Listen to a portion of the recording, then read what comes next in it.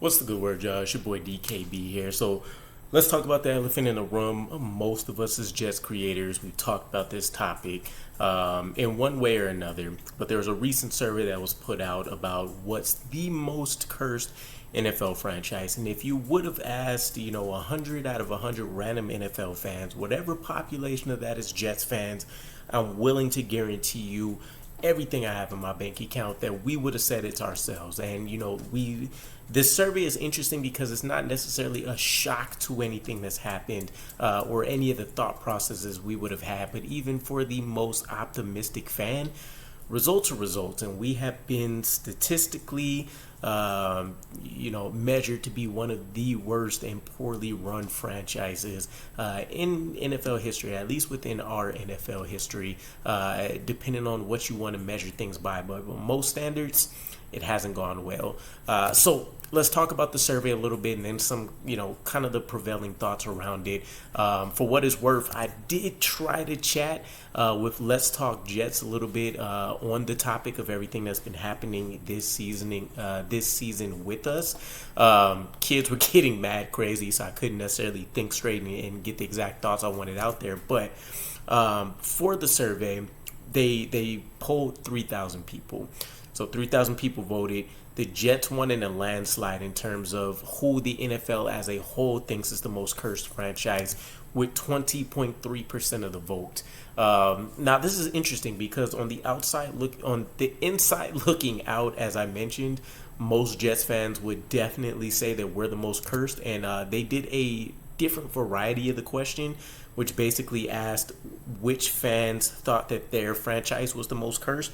We also ended up winning that particular vote, where we voted 77.3% of our fan base voted us as the most cursed. So this is definitely in line with kind of what I've been chatting about here. The guy that created the particular survey did have a couple of thoughts surrounding this. So he mentioned that since this was done between the 12th and 14th of September, this fell right in line with when we had the ACL injury for Aaron Rodgers. So you tacking that on top of all of the history and recent memory of failures and things that have gone on.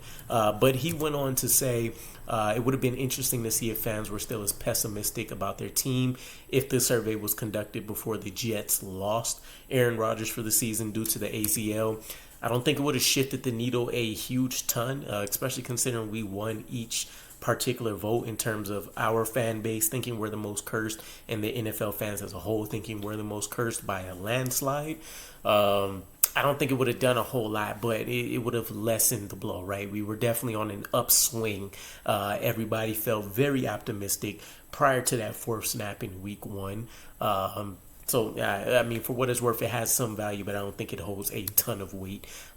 He also mentioned some of the other reasonings beyond just, Aaron Rodgers' injury and kind of what's happened this year or the last 2 years for us.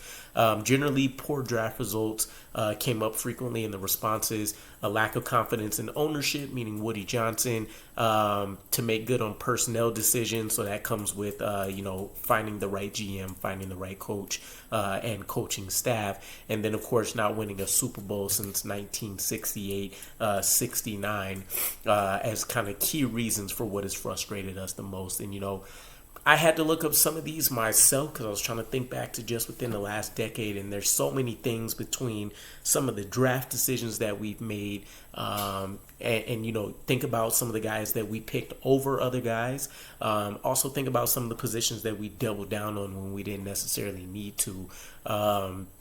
You think about all the key losses that we've had, numerous losing streaks where we're, losing 4-5 weeks in a row at times before doing something shocking like knocking off a division leader or something like that. You think about the coaching decisions, the failures there, some of the lousy jobs that we've seen at quarterback, but some of the most relevant memories here, just in terms of the timeline of us having cursed events. You think about the Mark Sanchez butt fumble. You think about the Bill Belichick resignation and how he's been terrorizing us ever since joining the Patriots. Geno Smith and his broken jaw right when we thought we might have actually found a decent starting quarterback. Joe Marino, the fake spike game for the older fans. Chad Pennington and our backup, which we could have potentially still gone on to do well in the season with. Jay Fiedler, both going out with season-ending shoulder injuries. Drafting tight end Kyle Brady over Warren Sapp.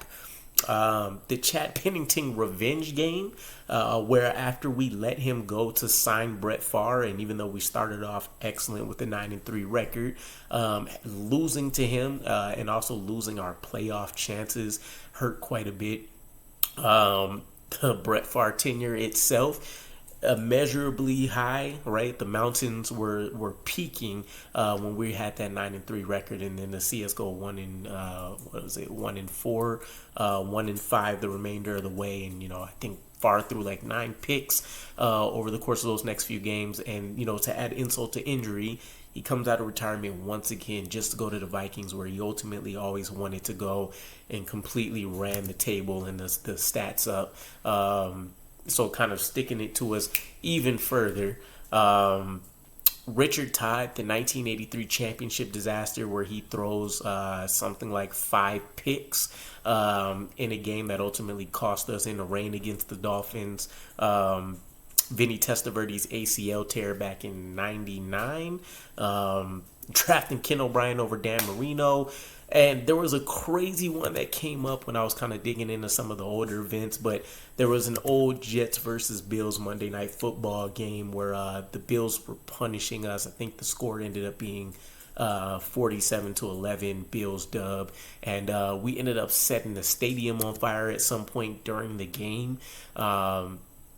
It's just been bad over bad over bad. And then piling things on in just the Robert Saleh era, Zach Wilson, and historically terrible, bad, just low quarterback play. I mean, literally, you could probably get a kid out of high school, plug him into this offense, and you'll see some positive production come out. It might not look great, elite, savvy, none of those things, but we're still talking about a quarterback here where, at certain points, you get to halftime and you're seeing that we have maybe 30 positive yards, 40 positive yards. We've had 1 out of 6 drives maybe that resulted in more than 3 plays. At this point, I want to say Weatherford, and it's not his name. But at this point, our punter is looking like he'll end up being the MVP for the season, because he may have to kick a record amount of punts if we continue to go down this path with Zach Wilson. And so it's tough. Would I agree with us being cursed? I don't tend to believe in all that kind of stuff. But what I will say is there has definitely been a consistent negative presence around this franchise, right? It's been very few fleeting moments where we felt really good about this franchise for an extended period of time. That could be anything from a couple of weeks to maybe a solid month or two. The Rex Ryan tenure for most of us younger fans is probably going to be the closest thing to actually enjoying the team and on a week in and week out basis expecting the W or win, and kind of dominantly in general fashion. We haven't even tasted anything close to that since minus the 2015 season with Ryan Fitzmagic, prior to him turning into Ryan Fitztragic. So, things will continue to go that way. It's kind of a perpetual cycle for us. We get a new coach. We get a new GM. A couple moves maybe excite us. We feel good. A couple false positive wins, we can call them. When you break it down contextually, the New York Jets definitely had a better chance than maybe what the outside narrative or perspective would have been to win certain games. And it's usually coming at the end of a season, so you feel really good riding into the off season. Maybe we hit on a favorite player or two in the draft, and then inevitably the coaching staff and the offensive side of things generally drag us down. For the most part, the New York Jets have been able to rely and ride out their defense, but we haven't been able to figure things out on offense in time.